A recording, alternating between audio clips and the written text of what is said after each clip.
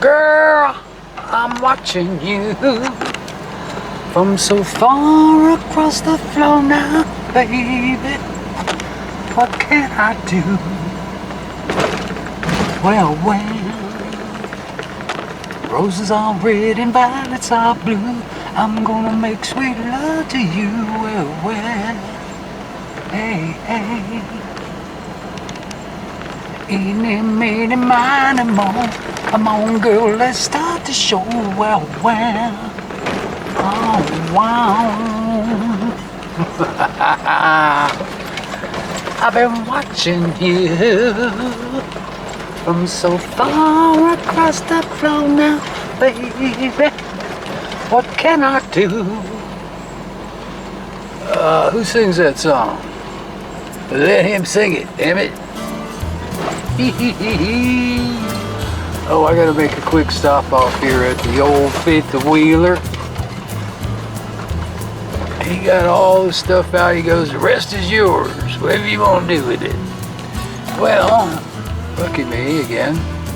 There's a whole bunch of fishing crap in here. He didn't take it. He just took his rods. So I'm gonna get real quick. See what we got going on.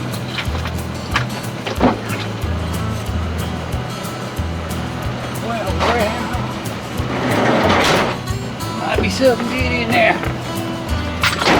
Find out in a minute. Already noon.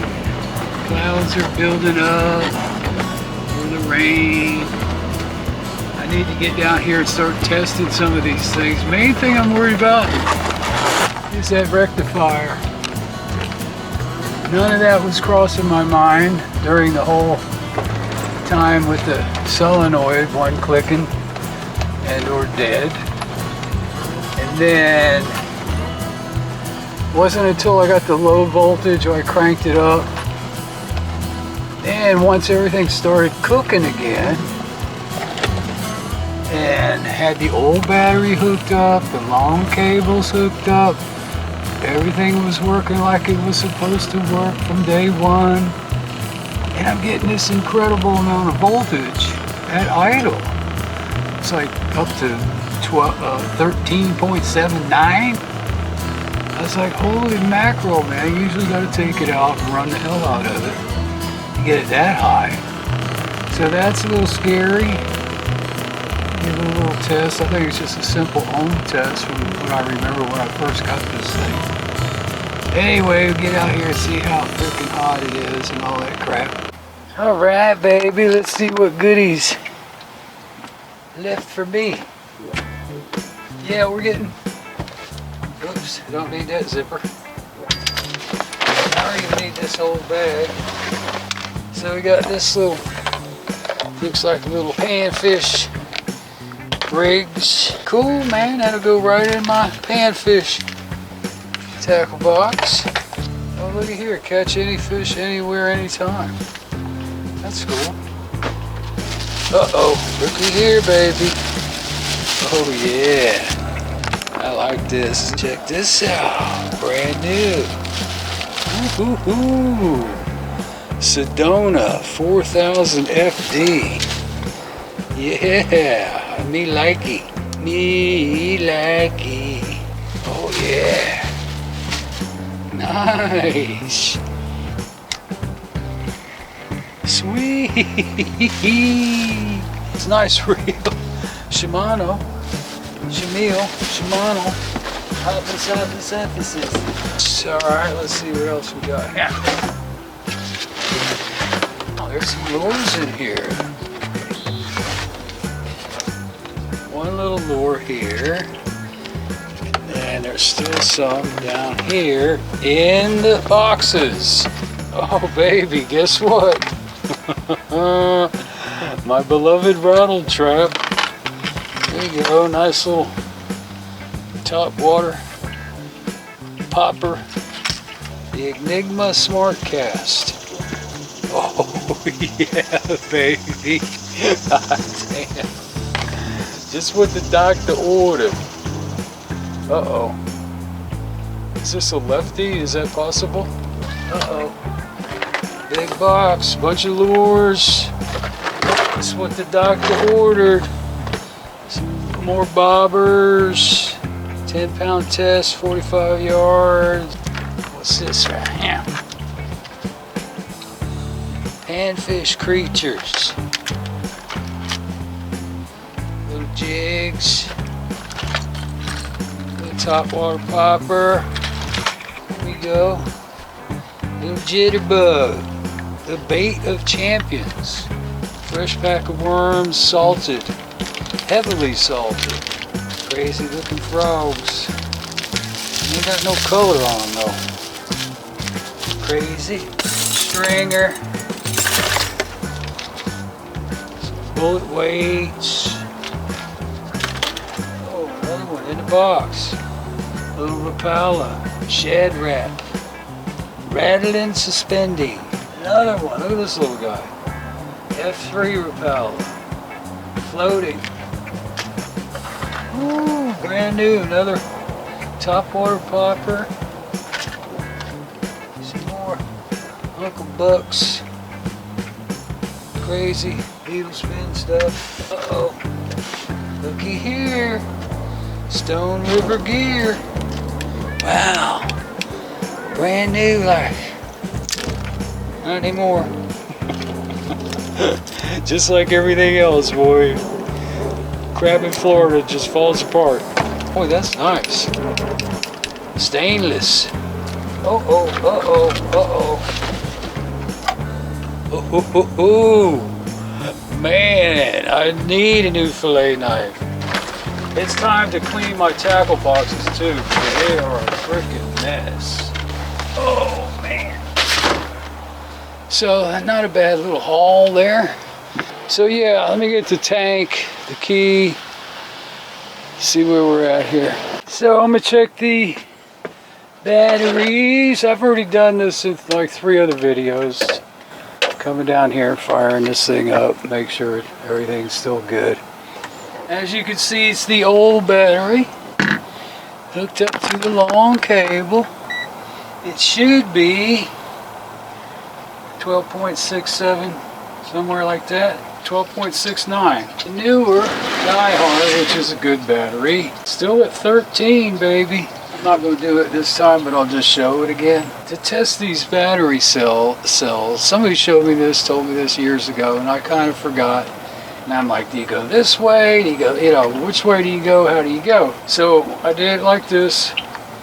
Put my thingamajiggy on positive, then you take the negative and you dip it in each cell. And you should get 2 plus volts, 4 plus volts, 6, 8, 10, 12 plus volts. It's not going to be just 2 even. If it is, then you're still at 2 and you're good. But it's usually more.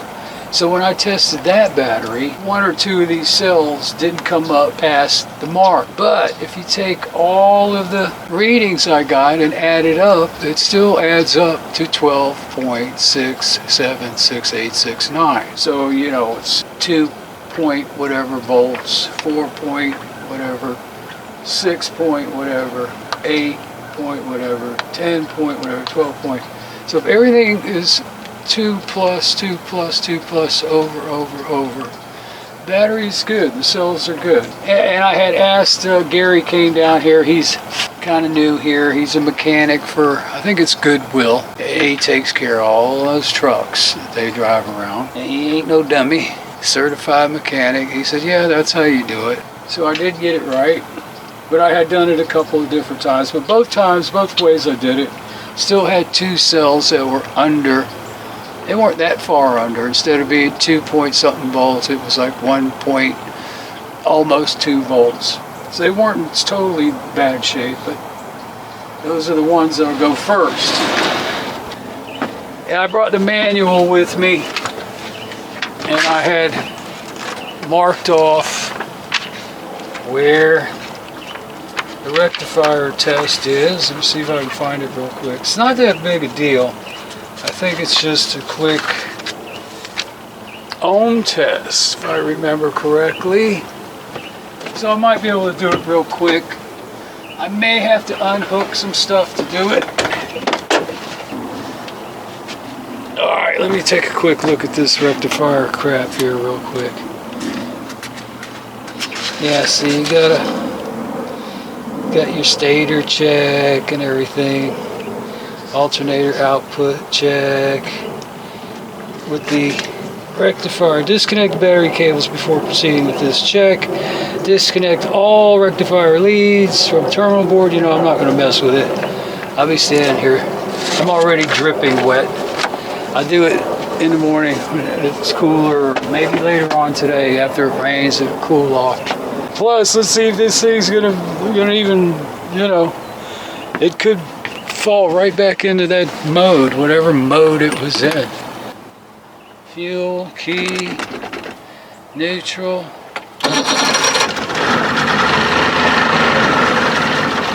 Primer. Man, you can't beat that. Short cable, long cable. Now here's a quick story that nobody, oh, come on baby, that nobody knew. But I got this cable years and years ago. I'm trying to remember, where did I get that cable? Where did I get that cable? I thought it came with a boat motor or something, but it didn't. And I would use this in my G20 1984 Chevy van. And what I did was run this same cable from the motor compartment all the way back to the back of the van, back door, and put my battery in the van. The reason why was the heat. My batteries were just frying, just baking away under the hood. Number two, it was easier access for me to hook up small tools to my inverter and stuff out the back door than to lift the hood and all that crap. So that's where it came from, and I knew this thing was going to work. If it was going to start that V8 I got, it'll start this little 3-cylinder. So that first video, everybody, oh, that cable's too small, too small, too small. I knew it wasn't, but I kept my mouth shut and went through all of that crap. 3 days of hell. Real quick, let's see what the voltage is. That's what was scaring me. I had that high voltage. I'm like, wow. It's at 14.47, which is extremely high for this thing at idle. Is it going to fry my stuff out, or has it been low all this time and now it's working properly? See, something's still not right. I've never seen it at idle at over 14 freaking volts. It's like the van, putting it, you know, the alternator in the van. I'm gonna look real quick. I looked at it before. Well, I'm gonna look real quick again and see if there's any kind of melting wires or anything coming off that rectifier. I don't see anything out of the ordinary. It's not hot. Motor's just barely warming up. I've said it a million times too. This guide gets stuck. It's the old one. I told the story about the new one. I got my money back on it. Didn't work. It would bend and everything. So I put the old one back in, ordered another newer one, but it was still used and I haven't used it yet. So this thing will get stuck. So at that point just now, my idle was up a little bit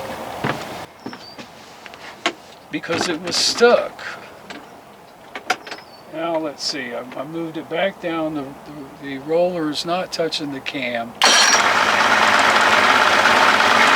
Doesn't sound any different. See, now it's back down to where it should be, 13.37, not 14.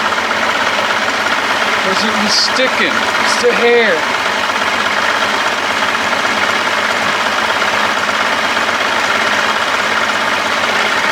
I almost brought that other one down with me. I was going to put it on there because of this problem with it sticking.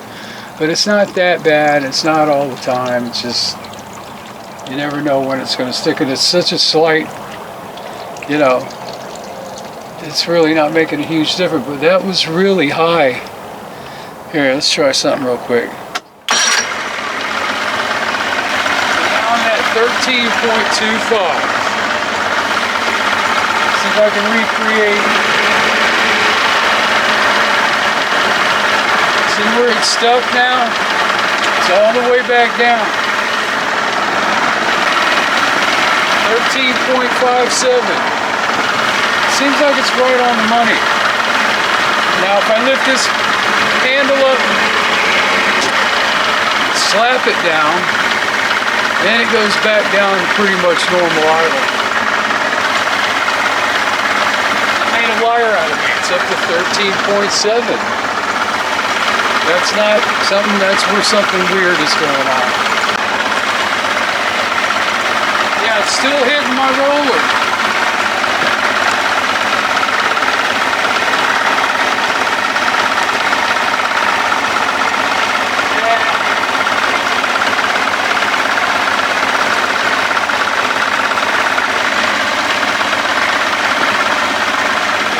Still getting higher. It's up to 13.8. Like I said, I don't know what's going on. Is this a normal thing? The last time I had it at 13.8, it's in the video, when I ran it and I was going 30 miles an hour. Woo! I'm sweating now, baby. Well, let's go for a run. See what happens. So far, everything's been fine. I burned up like 2 gallons of gas. When was it? 2 days ago? I said, man, did the same thing, came down here, did the exact same thing. And I said, well, I'll just do another video of what I did the other day. And I said, I'm going for a ride, and I do my, you know, during the week, I have this whole place to myself. I just go out and I do like a jungle cruise around the whole place, and then I take off, haul ass across the lake, go check out the other shoreline, and I'm all over the place. I swear I used 2 gallons of gas doing that, and I just go by the weight of the tank. Like this morning, I ran out, put 2 more gallons in, and that's what I always do is use the boat, run down, 2 fresh gallons, throw it in. Use the boat, run down, 2 fresh gallons, throw it in. So, it's time to cool off. That's all I can say. Yeah, I've done like 3 videos exactly like I just did today. See, this is what I love, man. I just love staring into the water and looking at the wildlife. And look over here. You see how beautiful? Look at that bed. There's still some beds around. Some fishies. There's a bed right there. Oh, I'm heading right for the right for the grass farm. The motor's still up.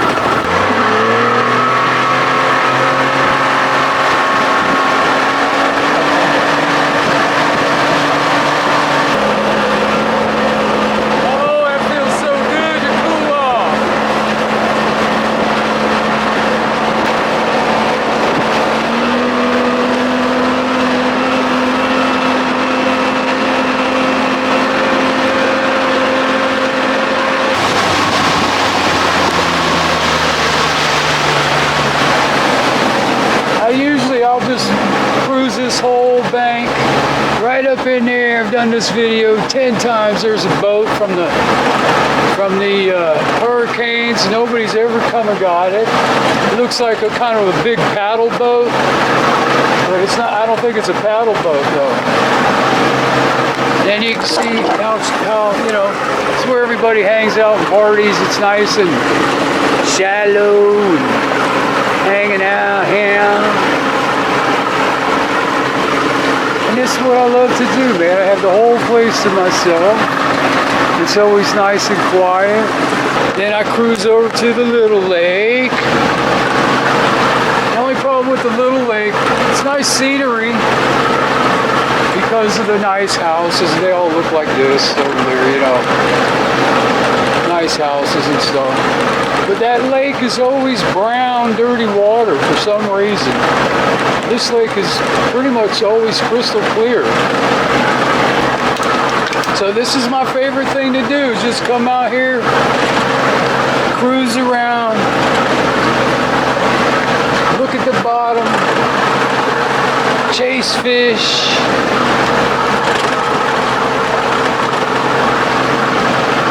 that's the other thing too. The other day when I came out to do this,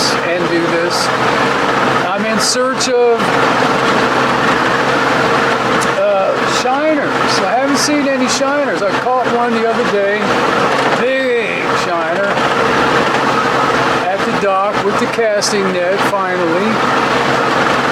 And there always seems to be one that's hanging around with the other small fish. Finally caught him, 2 on a hook, 2 out there. He didn't last an hour.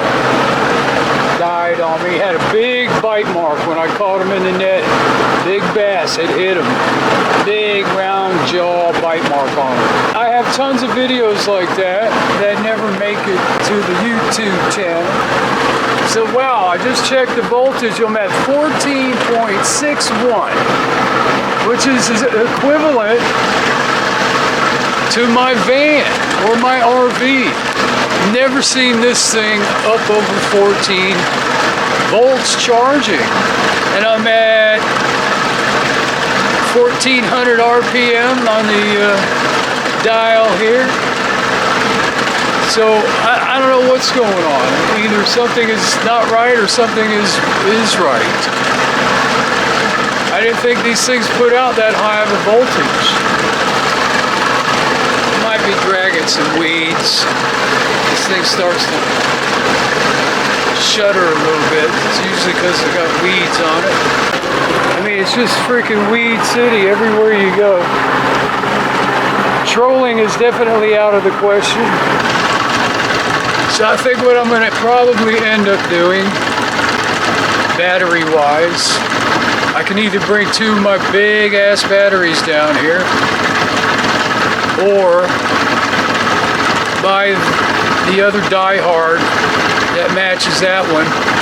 And in reality, those 2 batteries are a perfect match. One's a die-hard, one's an Everlast. They're not Everlast, what do they call it? Walmart brand. Everstar. They're identical. They're both the same 27 size. The cases are the same. They both have the numbers engraved in the corner the same way. And when Die Hard left Sears, or Sears closed down, Die Hard was out there hanging in midair. They finally hooked up with Advance Auto Parts, and all they did was start putting their stickers on the batteries and charging more money because it said Die Hard. It's the same freaking batteries. I got 3 of them at home, and 2 might say Die Hard, or all 3 of them have the different frickin' sticker. And I bought them all at Advance. They're all identical. They're made marine deep cycle RV batteries.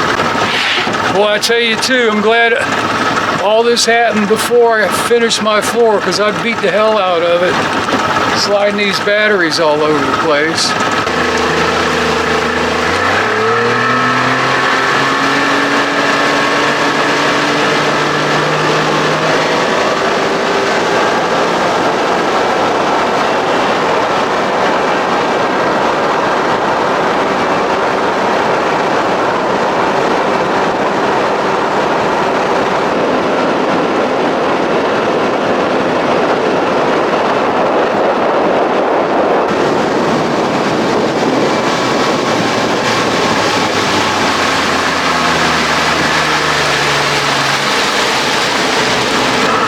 So that's what I like to do, baby. Just the whole lake to myself, come out here, cruise around, explore, you know, find the deep holes, where its sandbars are at. Just, to me, it's just so great. I do it 2-3 times a week, some weeks. Let's go up here and see what's going on around this little dock. This is I don't know what kind of building this is, but that little dock, when you're sitting straight out, that's where Captain Mark's grass line runs. Caught a few fish off there. You've seen me before. See, this would be great. Great fishing along here. And I'm seeing a lot of bass along the shoreline in the middle of a hot day. This dock last year used to be full of boats. Every single slip, this thing was full. And then all of a sudden, man, it emptied right out. And I'm like, why? What happened? All those people moved out, they jacked the rates up on the rent or something. I don't know. But now there's 2 boats back in here. You know this would be good fishing around this dock, all this grass. And that's what I'm saying about bringing the trolling motor. Such a pain in the butt. Lug that down, lug those big ass batteries. But if you get that trolling motor, boom, man, you go everywhere, anywhere. Boy, there's a bunch of bait fish right there, brim, and see if we can see that boat up in there. I see back when it was fall and all the leaves were hanging off the trees, falling off. It's right up in there. Man, I don't see it. Maybe somebody finally got it out. But when all the leaves were off the trees, boy, you could see it plain as day. I think somebody finally got it out, man. It was just in there a couple of weeks ago, last time I was checking it out. Yep, it's gone. Unless I'm in the wrong spot. Pretty sure that's where it was. There's a PVC pipe I see in there that I recognize. Boy, I don't see it. Somebody got it out. Oh, wait a minute. There it is, right back there. Just barely see some blue. See it back there? Well, I'm going to get stuck in this freaking grass. See it? Looks like a paddle boat. Still in there.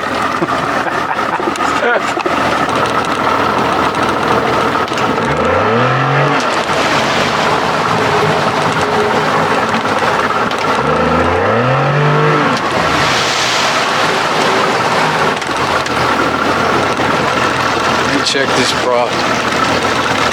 Cool, baby. Oftentimes I say my ultimate job would be like a Jungle Cruise director. I don't know why. And I actually was offered a job. They have a cruise. Captain Mark used to work for them. These big boats take, probably get 30, 40 people on these big boats. And there's a winter park chain of lakes they go through, and you give them the spiel. And it's like, nah, it's just too much time consuming. Pretty much a full-time job.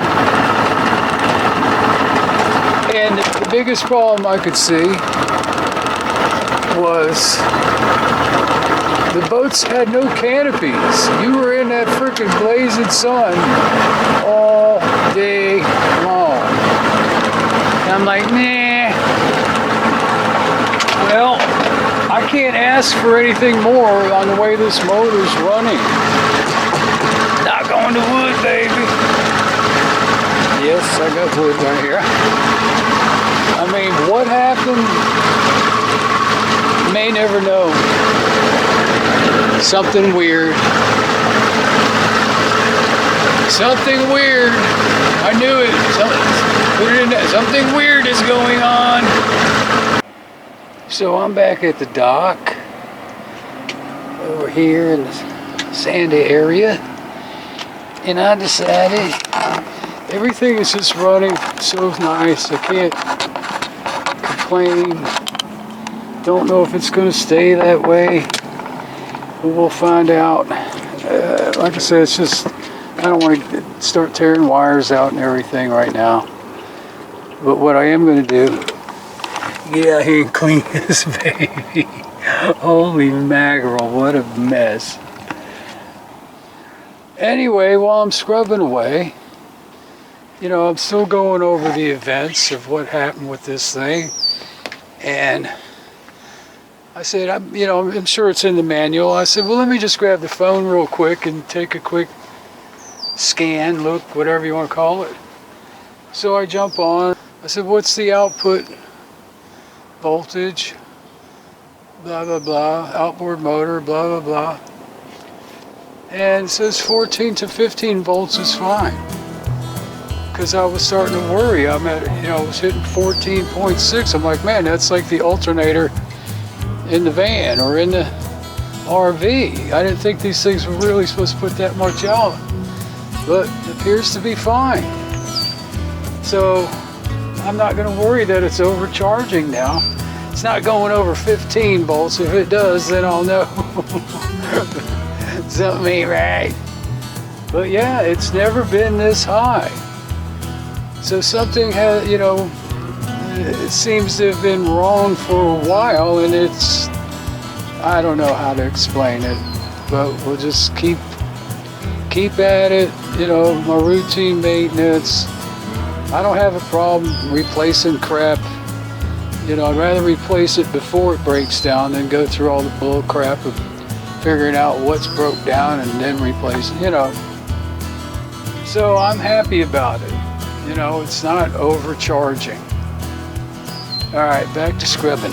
Well, that was fun. The wind kicked up a little bit. And I got done washing the outside. I go to push off and I jump in real quick, try to crank this thing up. And the motor being up and everything, it needed a little priming and stuff. And I had the motor up a little higher because of the weeds, man. The wind blew me right back in the grass there. And I floated all the way in here. But I managed to get out.